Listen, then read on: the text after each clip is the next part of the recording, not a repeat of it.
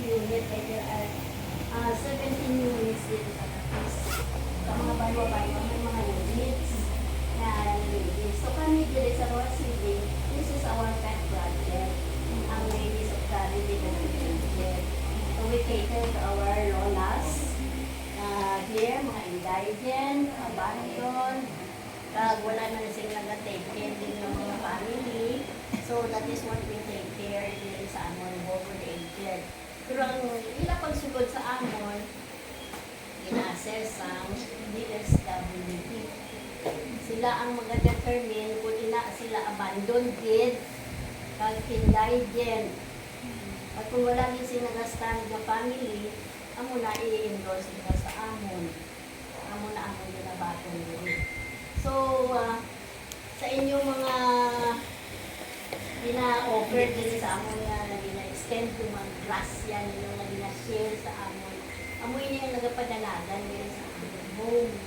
Kaya wala kami din mga sweldo, ang amon din ng mga staff na tagaan na alawan sa isa naman kami ng factor. So, di ba, may mga naghatag, may din factor na naghatag rice. Ayun yung mga groceries, mga walk-in. So, amo nang ginatipon-tipon namin na nag-sustain sa amin every day. So, ang mga hindi namin gini ma-stack abi, amo nang tisdas ng simple, abutan, nanglan ng makulon, amo nang ginasupot-supot namin ang mga cash donations. So, kung wala man yan sila in kind, ginabaton man naman ang cash donations. Gina-welcome din naman nila. Kaya mo na ginan, pwede naman dalawang sa merkado, bakal sa sulhan.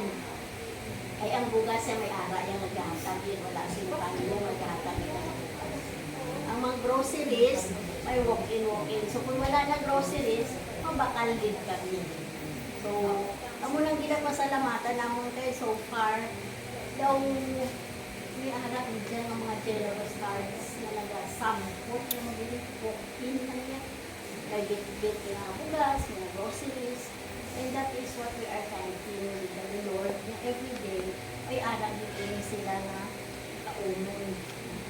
Ang gatas nila, di ba po nila? May mga quarter oats na sila din na ginadonate, may Milo, may kape, may biscuits. Ang hindi lang nila sila, di ba sarangan, ang biscuit na matinta. Hindi na, pero wala na sila mga nipon. So, amo na nga, yung mga kwanto na takhan na sila sa mga biscuit. So, nabakla na sila namin sa mga fruits, frutas. Kasi nga si Joy Tiniloy na may utan. Everyday may utan. Sila. So, amo namin na mapakalit sa mga So, thank you very much sa inyo. We welcome your generous hearts.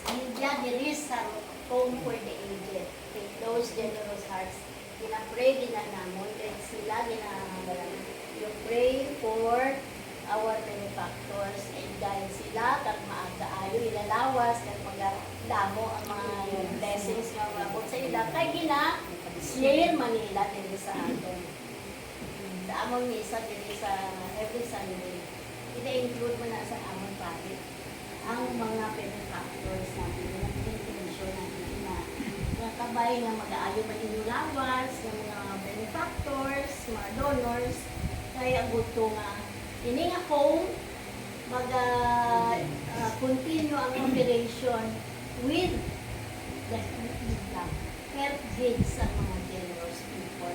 So again, thank you very much. Ma'am Sel, before you God end, bless everyone. i-invite anay sila na mag-join sa Ladies of Charity. Oo nga. Welcome you to join our Sige, group. si tita will be, Ay, welcome din namin ang mga pareho sa inyo. Mga generous hearts na willing to serve. Kami, we do not expect na may kwarta, kami din na kwaon. Pero pag buklat sa mata ko kung aga na maaga ko kumatsa, that's the greatest blessing. Kaya wala natin. Hindi mabakal kwarta eh. Bakal, mahalag sa iyo. Ang blessing na. pagpuntaw mo aral makakulit ka mas mulit na tama ba ako. Ang kami din, gawin mo kami dumalasan. Yes. Wala sila kalunan. Mapilitin rin ah. Oh, grabe. Sa ilan yung magulang. Ah, bonita. Magsimba ko dyan, nagilis ko ba? Oh, magayos. So again, thank you very much. Teach us this. Okay. Thank you. Thank you very much. Thank you. Thank you. One more time. Thank you. Thank you. Thank you very much. Thank you. Thank you. Thank you, Pro-Life UK. Thank you. So, kasaot na kami para sa inyo. Okay. Are you ready?